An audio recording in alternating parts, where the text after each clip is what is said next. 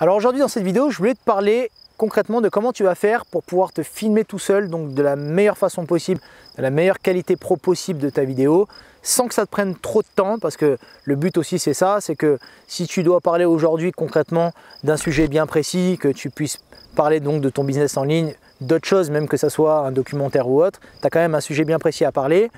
Quand tu es avec une équipe, ça te permet concrètement toi d'être concentré que sur ton sujet et non pas sur la technique. Donc le but quand même, c'est que moi je puisse t'expliquer comment tu vas faire pour filmer de la meilleure façon possible, mais que ça ne te prenne pas trop de temps non plus. Comme ça, tu vas pouvoir concrètement arriver et sans que ça te prenne trop de temps en technique, tu vas pouvoir être concentré sur ton sujet. Tu auras juste à appuyer sur un bouton, mettre ton micro et c'est parti. Alors clairement, il y a plusieurs étapes sur ça.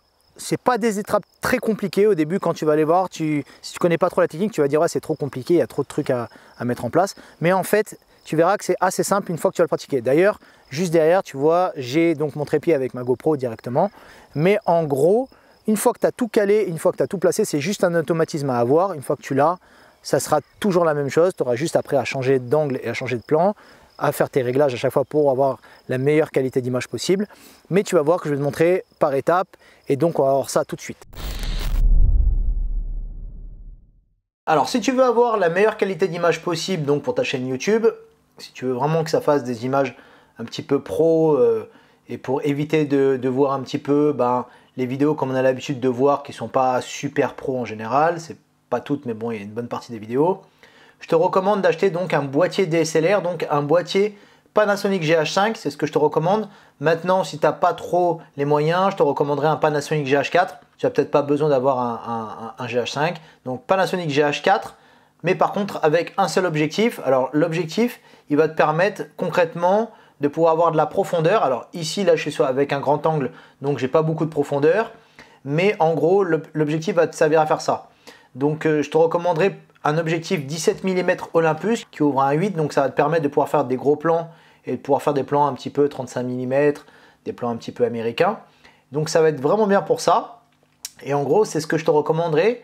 Maintenant, il est vrai qu'aujourd'hui avec un téléphone portable, tu peux faire ces choses-là, mais le truc, c'est que ça ne sera jamais de la vraie profondeur comme un objectif. Parce qu'en fait, quand tu regardes sur le nouveau iPhone, ou même sur certains autres téléphones comme un Samsung, en gros, tu as une profondeur de champ, mais c'est une fausse profondeur de champ. Donc en fait, quand tu filmes, c'est un mode en fait où c'est vraiment une fausse profondeur de champ. Mais si tu veux, un objectif en général, il ne te sert pas que à faire une profondeur de champ, il te sert aussi à avoir un autre ratio d'image. C'est-à-dire qu'en fait, si tu prends par exemple un zoom ou un objectif 50 mm, ça va te permettre derrière de pouvoir avoir, ton sujet va être prêt et donc en arrière-plan, ton arrière-plan va se rapprocher du personnage.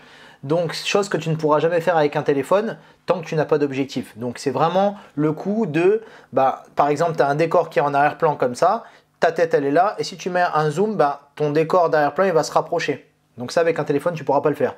Autre chose aussi que je trouve qui est un petit peu un problème quand tu filmes avec un téléphone portable, c'est que c'est pas vraiment, l'ergonomie elle n'est pas vraiment bien parce que tu vas le tenir un petit peu avec ta main, ça va être fin, c'est toujours compliqué de pouvoir bien se caler pour bien faire tes réglages, tu vas manquer de réglages quoi qu'il arrive. Tu peux avoir des applications comme Filmic Pro donc où tu as quand même quelques réglages mais tu restes très limité puisque sur un DSLR tu as beaucoup plus de réglages au niveau de la vitesse, au niveau de tes réglages en fonction de ta lumière que tu vas avoir, surtout quand tu vas faire des vidéos en extérieur. Donc ça reste quand même limité un téléphone quoi qu'il arrive. Maintenant si tu débutes et que tu n'as pas vraiment les moyens et que tu as un bon téléphone, bon ok tu pourras le faire avec, mais en tout cas tu resteras limité. Donc ça c'est vraiment une chose que je te recommande d'avoir vraiment un boîtier Panasonic. Maintenant tout dépend comment tu veux développer ta chaîne YouTube. Évidemment si tu veux vraiment faire un truc très professionnel, tu seras obligé de passer avec un DSLR. Tu as aussi de la marque Sony qui a vraiment pas mal de boîtiers intéressants. Et donc si tu veux faire une deuxième caméra, je te conseille du coup la GoPro. Donc là c'est la GoPro 10. Voilà, donc j'ai pu mettre un boîtier directement. Donc voilà, comme tu peux voir, un boîtier avec une cage en fait pour que ça puisse être un petit peu plus professionnel. Du coup ici je rajoute pour pouvoir brancher mon micro directement sur la GoPro 10. Alors vraiment la GoPro 10 par contre au niveau de l'image c'est vraiment top, au niveau de la stabilisation aussi. Donc si tu veux filmer en deux caméras, donc c'est-à-dire cette caméra là plus celle-là, je te recommande la GoPro ou bien ton téléphone portable si c'est au niveau de la GoPro. Et donc là avec la GoPro ça va être très intéressant de pouvoir filmer sous l'eau, filmer plein de choses. Bon, Peut-être que toi, tu n'auras pas vraiment besoin, mais tout dépend ce que tu vas raconter sur ta chaîne, on ne sait jamais. Donc filmer sous l'eau. Si tu fais des sports extrêmes, tu as une chaîne YouTube sur ça, pourquoi pas avoir une GoPro. Et donc du coup, avec cette cage-là, tu peux rajouter une lumière juste au-dessus. Et donc voilà, et stabilisation au top. Donc pour ça, j'ai aussi une poignée que j'ai là, directement, tu vois. Donc ça, c'est une poignée avec un trépied. Et donc là, comme ça, je peux le poser ici. Et donc voilà. Donc en gros, voilà, ce que je te recommande, c'est vraiment déjà une première caméra, donc DSLR. Ensuite, si tu veux filmer en deux caméras, bon, peut-être une GoPro 10 ou bien ton téléphone portable. Trépied très important, donc un trépied, vraiment un trépied vidéo de préférence, pas un petit trépied en plastique où tu vas être un petit peu limité pour tes mouvements et autres, parce que en gros, quand tu vas te filmer tout seul, c'est ce qu'on va voir, c'est qu'il va falloir que tu sois assez précis dans les cadres que tu veux faire. Comme ça, au moins, tu es vraiment sûr de ton cadre. Et il faut quand même un trépied un petit peu costaud. Donc voilà. Ensuite, au niveau du son, j'ai fait une vidéo directement pour te montrer qu'est-ce que j'utilise moi comme micro-cravate qui marche vraiment bien. Donc c'est celui-là que tu entends juste là. Tu vois, donc il marche vraiment pas mal. Donc ça, c'est le micro Rode donc pour les smartphones. Mais par contre, quand tu le branches directement ici sur un boîtier, il faut que tu aies concrètement l'embout en fait qui permet de pouvoir convertir donc la sortie micro qui est donc sur ton boîtier DSLR. Donc sur un boîtier de DSLR, tu as une sortie micro, d'accord? Et donc du coup, pour convertir ça, puisque là le micro-cravate, tu le branches directement sur une entrée écouteur sur ton téléphone. Donc pour convertir ça, il te faut juste l'embout qui fait micro à écouteur. Comme ça peut convertir, sinon ça ne marchera pas. Donc voilà, sinon tu peux acheter directement le micro-cravate que tu branches directement sur ton DSLR. Moi, pourquoi j'ai pris celui-là? C'est vraiment pour pouvoir avoir, quand je veux le brancher sur mon téléphone et enregistrer avec mon téléphone, et quand je veux le brancher sur mon DSLR, je peux le brancher avec mon DSLR. Donc voilà, donc ça c'est vraiment les choses que je te recommande pour pouvoir te filmer, donc en deux caméras et tout ça. Ensuite, il y a le côté post-production, on verra ça dans une prochaine vidéo. Je vais pouvoir te montrer ça directement dans les tests que j'ai fait à l'extérieur. Alors tu vois là, ce qui est intéressant, c'est que du coup, je peux passer d'une caméra à l'autre et j'ai juste en fait mon câble micro-cravate que je branche d'un à l'autre, tu vois. C'est pas juste tu vas prendre un boîtier Rode que tu vas devoir appuyer, que tu vas devoir t'en rappeler, qu'il va falloir faire, enfin il y a trop de manip. Le but c'est quand même que ça soit facile, tu as juste à brancher quelque chose, tu appuies sur un bouton, tu fais tes réglages, après tu bouges plus rien et ça va assez vite. Donc là je peux passer de là à là et juste à chaque fois rebrancher mon micro-cravate qui est juste là. Donc c'est quand même un avantage. Tu vois, une fois que tu as tout placé, tu touches plus à rien. Du coup j'ai mis un trépied ici. Après je te recommande d'avoir un trépied un peu plus costaud, tu vois, de préférence. Et donc là maintenant je peux tourner toutes mes vidéos ici. Ma caméra elle est posée, elle va plus bouger. Donc là ça va me permettre d'avoir des vidéos de meilleure qualité par rapport à la GoPro hein, forcément, ou par rapport à même un téléphone. Mes objectifs, forcément il y a la lumière qui est là, donc on va avoir un peu plus de profondeur. Et même l'ergonomie et la façon de faire sera beaucoup plus pratique puisque c'est fait pour plus qu'un téléphone. Après tu pourras le faire avec un téléphone comme je le disais, mais ça va être un peu plus chiant sur certaines choses. Et c'est vrai que quand on débute, on peut se dire que concrètement, c'est peut-être plus chiant de faire avec une caméra qu'avec un téléphone portable. Mais en fait non, c'est une habitude à prendre. Et donc voilà, donc là concrètement j'ai du coup un trépied qui est ici et ce trépied qui est là. Et juste je jongle avec mon micro-cravate et je le branche d'un à un autre. Et voilà, donc comme ça au moins j'ai pas besoin de toucher à 50 trucs. Il y en a pour 5 minutes à tout casser, à tout préparer. Et après tu es prêt à tourner et c'est parti quoi. Dès que je veux poser ma GoPro, je la mets directement ici. Et là donc j'ai mon câble, regarde je vais te le débrancher comme ça tu vas voir la différence. D'accord, donc là tu vois, donc déjà même en plus il y a un peu de vent et tout ça. Et là je vais rebrancher donc le son. Voilà, là je vais rebrancher le son voilà, en quelques secondes. Et là je refais pareil, je jongle en passant de la GoPro à cette caméra là. Et voilà, donc ça te permet tu vois facilement d'avoir un meilleur son. Alors ce micro il a quand même la particularité que quand il y a du vent, franchement ça marche vraiment bien. J'ai déjà testé des micros HF beaucoup plus poussés et franchement quand il y a du vent c'est pas terrible. T'as pas besoin d'avoir un retour pour écouter si ça marche bien, tu vois. En général si tu te positionnes, tu vois là moi j'ai le vent qui arrive de derrière, si je me positionne derrière le vent, logiquement ça fonctionne en général, tu vois. Donc voilà, après faut-il encore qu'il y ait le vent et en même temps la lumière en compte comme j'expliquais pour avoir une meilleure profondeur. Et là c'est parti quoi, tu vois. Donc, on va regarder concrètement qu'est-ce que ça va donner. Alors, hein. Tac. Tac. Comme ça après je bougerai plus. Voilà.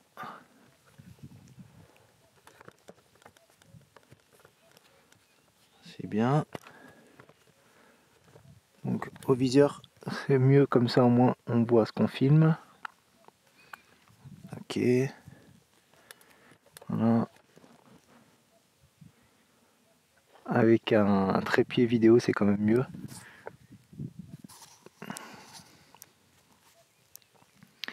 Voilà. Donc là, tu vois, je fais mon point. On est là. Et là, je vais pouvoir mettre donc juste mon micro ici. Comme ça, là, dans le plan, je vois qu'en fait, en bas, on ne le voit pas.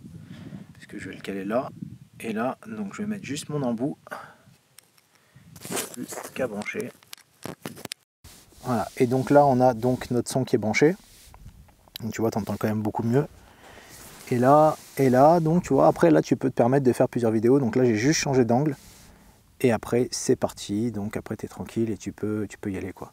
Et après, c'est parti, tu peux shooter toutes tes vidéos. C'est pas très compliqué. Alors, tu verras qu'en général, il y a quand même quelques contraintes qu'il y a. Donc là, comme tu as pu voir, je filme à l'extérieur, donc en montagne. Alors là, il y avait un petit peu de vent. Tu peux voir que mon micro marche super bien. Alors, en extérieur, c'est toujours un petit peu compliqué de trouver ces endroits. Par exemple, moi, j'habite sur la Côte d'Azur, donc j'ai la mer et la montagne à côté. En mer, il y a souvent du monde autour de la mer, donc des fois, ça peut me déconcentrer un petit peu quand je parle ou autre. Et puis, il y a du bruit. Et puis un petit peu de vent aussi en général. Et en montagne, tu peux être assez cool pour pouvoir filmer, ou dans un champ ou dans une forêt.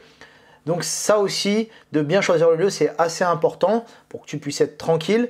Et comme ça, au moins, quand tu prépares ta configuration, c'est-à-dire si tu as 2 caméras ou même une fois que tu n'as plus de calé, après, tu peux faire plusieurs vidéos d'un coup, juste en changeant l'angle. Donc ça, c'est important, comme j'ai pu te montrer. Et donc là, ça, c'est pour la partie extérieure. Maintenant, je vais te montrer la partie intérieure. Tu vois, il y a quelques petites choses à avoir. Mais en tout cas, la partie intérieure est importante. Donc là, ce que je vais essayer de faire, c'est de me filmer tout seul, concrètement. Donc là, hop, faut avoir l'habitude et avoir toujours les réflexes d'avoir un peu tout qui marche bien. Donc là, je vais mettre donc cette LED qui est là, je vais la placer ici, de côté, clac. Bon, là, j'ai mon bureau directement.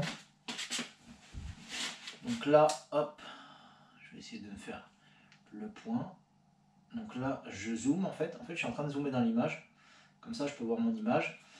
Un câble HDMI directement sur mon boîtier relié donc à mon écran. Ici, que je vais brancher directement sur mon HDMI.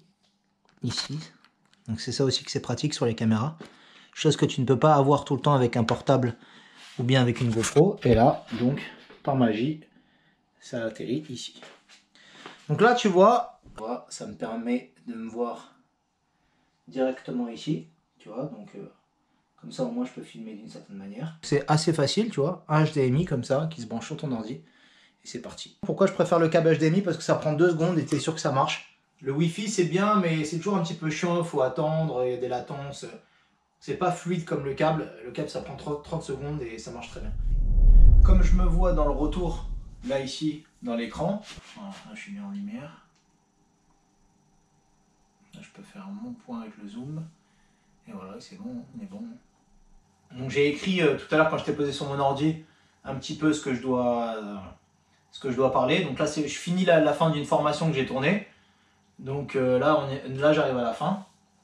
Et voilà, comme ça, au moins, comme j'ai déjà écrit toutes les petites choses donc sur